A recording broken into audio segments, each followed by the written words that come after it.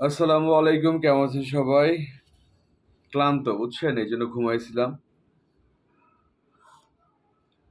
একটা কন্টেন্ট দিছিলাম, এখানে বলছি যে মাদ্রাসা স্টুডেন্টরা হুজুররা সাকিব ভাইকে অনেক পছন্দ করে। অনেক কন্টেন্ট মানে অনেক কমেন্ট করছে পজিটিভ, অনেক কমেন্ট করছে নেগেটিভ। তো এখানে সবাই বলতেছে সব হুজুররা কি সাকিব ভাইকে পছন্দ করে বা সিনেমা দেখতে যায়। সত্যি কথা, ওনারা তো আসলে সিনেমা দেখতে ওইভাবে কিভাবে যাবে? সামাজিক একটা ব্যাপার স্যাপার আছে। ওনারা আর সবাই কি সবাইকে পছন্দ করে? এটা সাধারণ কথা, তাই না? সবাই সবাইকে পছন্দ করে না। তবে একটা জিনিস, মাদ্রাসার স্টুডেন্টরা সাকিব ভাইকে যতটা ফলো করে, জেনারেল লাইনের স্টুডেন্টরা অতটা ফলো করে না। এটা সত্যি কথা, আমি যেয়ে দেখছি। আর আমরা যখন, যেমন আপনারা এই লাইনে যারা আছে আপনারা চিনবেন, মাওলানা ওসামা ভাইয়ের সাথে আমরা যখন বিভিন্ন দাওয়াতে যেতাম, আমি মিশা ভাই, অন্য অন্য সময় থেকে বেশি লোকজন আগ্রহ ভরে দেখতো। চিন্তা করতো সিনেমার খারাপ লোকজন আসছে, কি বলে দেখি। ওনারা মানে সবাই তো মনে করে যারা মুভি করে বা হচ্ছে মিডিয়ার সাথে জড়িত সবাই একই রকম। আসলে ব্যাপারটা তো তা না। তবে এইটুকু বলতে পারি, আমার কন্টেন্ট অনেক মাদ্রাসার স্টুডেন্ট এবং অনেক মুরব্বীরা দেখে। হ্যাঁ, অনেক মুরব্বীরা দেখে, কারণ সরাসরি আমাকে চিনে তো। তো দেখা গেছে যে আহ, হুজুররা বা আরো সিনিয়র যারা আছে ওনারা কিভাবে হলে যাবে? ওনারা হলে যাওয়ার আছে? ওনারা মোবাইলে যতটুকু পারে দেখার চেষ্টা করে। সেটা কি সবাই? সবাই না। সবাই এগুলা নিয়ে মাথা ঘামায় না। অনেক মানুষ আছে যারা হচ্ছে সাকিব ভাইকে চিনেই না। আমারও তো দূরের কথা, যে বাস্তবতা ভাই, মানতে হবে। আবার অনেক মানুষ আছে সারাক্ষণ এটা নিয়ে পড়ে থাকে যে ভাই এটা হইতেছে ওইটা হইতেছে। আপনারা কয়জন মানুষকে চিনেন সাধারণ মানুষ? আমার এই টেলিভিশনে মিনিমাম ৩-৪ জন বক্তা আছে, মানে যারা নিয়মিত টক শো করে, আমার খুব কাছের। তারা ফোন দিয়ে দিয়ে সাকিব ভাইয়ের খবর নেয় যে ভাইয়া এই খবর, ভাইয়া এই সিনেমায় ওরে নিল কেন, ভাই ভাই ওই সিনেমা ওরে নিল কেন, এইভাবেই করে। আপনারা বিশ্বাসই করবেন না যে ওনারা সাকিব ভাইয়ের খবর নিচ্ছে। সবাই সবাইকে পছন্দ করে না, এটা স্বাভাবিক। আর মানে এটাই তো হয়, তাই না? একটা পরিবারের ভিতরে ৫টা ছেলে থাকে যদি তার একজনের, তো ৫ জনের ভিতরে তার বাবা মাই ৫ জনকে ঠিকঠাকভাবে পছন্দ করে না। আর ওনাদের কথা বাদ দিলাম। তবে একটা জিনিস, সেটা হলো আমার ওয়ালে উম, আছে না, মানে প্রচুর বাজে কমেন্ট।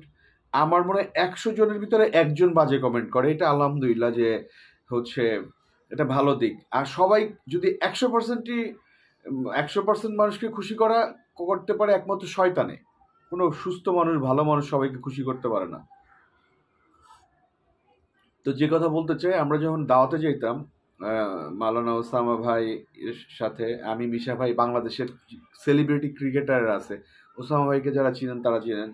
উনি হচ্ছেন এই যে আজকে দেখেন ক্রিকেট দলের যে ছেলেগুলা হজ করছে বা হচ্ছে উমরা করছে, এটা সত্যি কথা অনেকটা ওসামা ভাইয়ের মানে অবদান, এটা অস্বীকার করার উপায় নেই। যারা চিনেন না তারা চিনেন না, যারা চিনেন তারা চিনেন। আর হচ্ছে বাংলাদেশে উনি সেলিব্রিটিদের নিয়ে কাজ করে, মানে বাংলাদেশের ক্রিকেট এবং চলচ্চিত্র সেলিব্রিটিদের নিয়ে কাজ করে। এই জন্য আমার সাথে প্রচুর হুজুর বা মুরব্বীদের সাথে কথা হয়, দেখা হয়, এবং প্রচুর ক্রিকেটারদের সাথে আমার সরাসরি রিলেশন। আরেকটা কথা বলি, এটা একটা পার্ট। আরেকটা পার্ট বলি, গান কি আসবে? আমার মনে হয় না আজকে গান আসবে, গান আসবে না মনে হয়। আর আরো ৩ নম্বর কথা বলি, রায়হান রাফি ভাই সিনেমার লোক, সিনেমার কথা বলতে হবে। রায়হান রাফি ভাই হচ্ছে এটা গতকালকে একটা পোস্ট দিছে সাকিব ভাইকে জড়ায় ধরে। সাকিব ভাই জড়ায় ধরছে, তো এখানে কিছু কিছু ইংরেজি দিয়ে বাংলায় কথা লিখছে। মানে ইংরেজির ব্যাপারটা এরকম যে আমি একা আসলে শক্তি ওইভাবে সঞ্চয় করা যায় না, সাকিব ভাই থাকলে টুগেদার, মানে সবাই মিলে হচ্ছে একটা জিনিস, ভালো জিনিস হয়, এটাই হয়। আপনি একা জানা করতে পারেন, ১০ জন মিলে সেটা করতে পারবেন। আর বাংলায় কিছু কথা বলছে, তার মানে দাঁড়াচ্ছে হচ্ছে যারা গুজবে কান দিবেন তারা ১০০ ১,০০০ হাত দূরে থাকেন সম্ভবত। তো আপনাদের আহ, আহ, মানে অনেক কিছু বলছে এটা। তা আমার কথা হলো, আসলে কি রাফি ভাই এর কথা ঠিক? একদম না। গুজব না, গুজব না, কোনো কিছুই গুজব না। যা কিছু রটে তার কিছু কিছু ঘটে, এটা তো স্বাভাবিক। তো উনার ছবিটা দেখে মনে হয় না উনি প্রেশার রিলিজ করে একটা ছবি দিছে?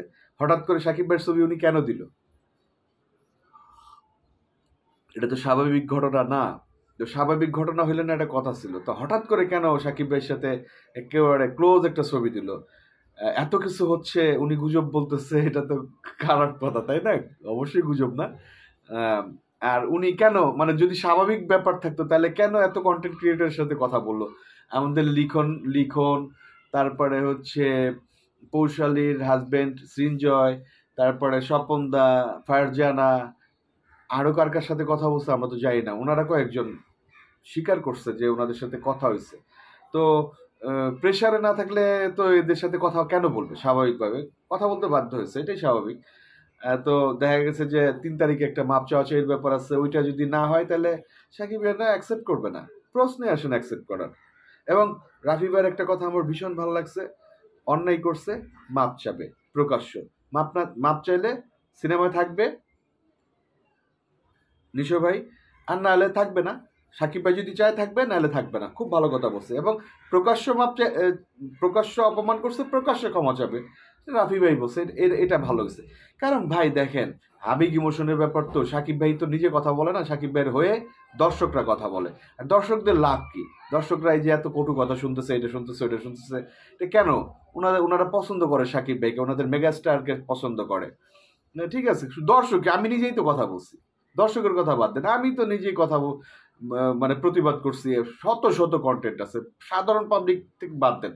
তো উনি যেহেতু প্রকাশ্য মানে অপমান করছে, প্রকাশ্য ক্ষমা চাইলে কোনো সমস্যা নাই। তো জিনিসটা তো প্রকাশ্য হয়েছে, গোপনে তো হয় নাই যে টেলিফোনে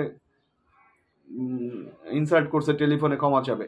সাকিবিয়ানরা এইটা ক্ষমা চাইলে সাকিবিয়ানরা অ্যাকসেপ্ট করবে নিশো ভাইকে ইয়েতে, তাণ্ডবে। ক্ষমা না চাইলে জীবন অ্যাকসেপ্ট করবে না, আমি একটা লিখিত গ্যারান্টি দিলাম, একদম জীবন অ্যাকসেপ্ট করবে না। তো ফাইনালি বলতে চাই, রাফি ভাই অবশ্যই প্রেশারে আছে।